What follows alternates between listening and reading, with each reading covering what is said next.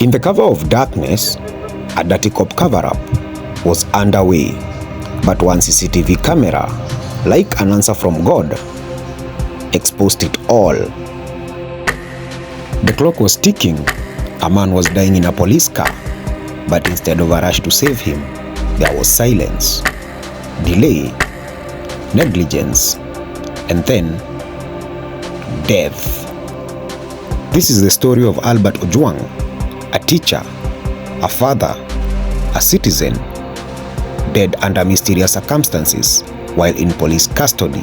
But now, the truth is leaking out, frame by frame. Welcome back to your favorite channel, The Article, where we shine light where others fear to look. And if you haven't already, hit that like button, share the video, subscribe, and turn on the notifications bell, because this is just the beginning. At exactly 1:35 a.m., a police Land Cruiser pulls into Mbagathi Hospital emergency bay. Inside that vehicle, Alfred Ojwang, unconscious, critically injured, and reportedly tortured while in custody. 3 officers alight casually, no urgency, no medics waiting, no sign of distress. One is on the phone, the others standing aside like they are at a bus stop. 2 minutes pass by. They stroll into the hospital, then back out. Still on the phone, still no stretcher, and no action, just delay. And with every passing second, Alfred's life is slipping away. At 1:46 a.m., that's 11 full minutes later, the officers finally come out with a stretcher. You'd think they would rush, right? You're wrong. They are slow, disengaged. Even the hospital security guards seem more proactive, helping them extract Ojwang from the vehicle. It takes another 10 minutes just to move him. That's now 24 minutes after arrival. 24 minutes of neglect before he was finally wheeled into the emergency room. And by then, it's already too late. At 2:10 a.m., hospital staff confirm what we all feared. Alfred Ojwang is dead. Dead not on arrival, dead after arrival.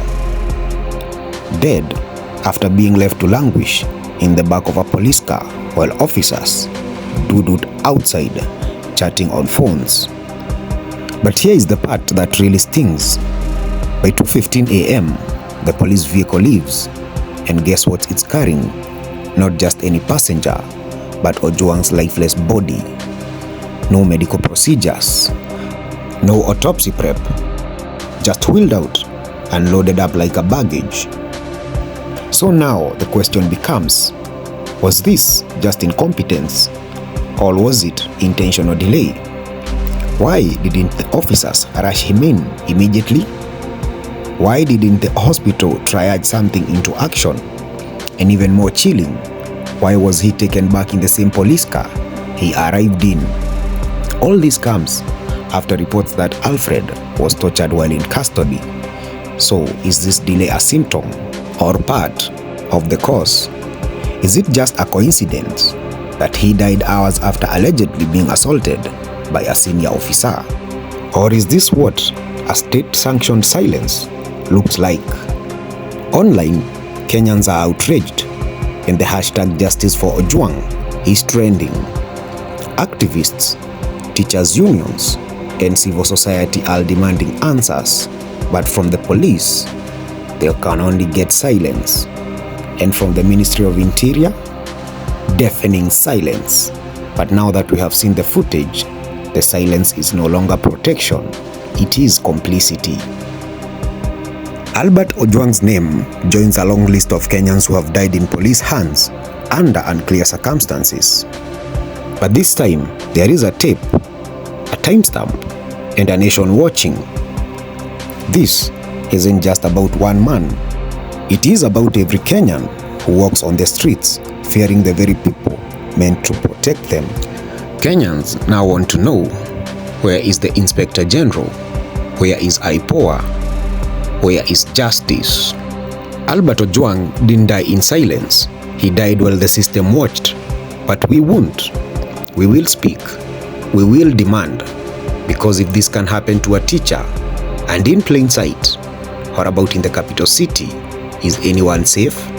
And now, questions are now being raised about the senior officer Mukwana, who was reportedly being taken to court in connection with Ojwang's murder.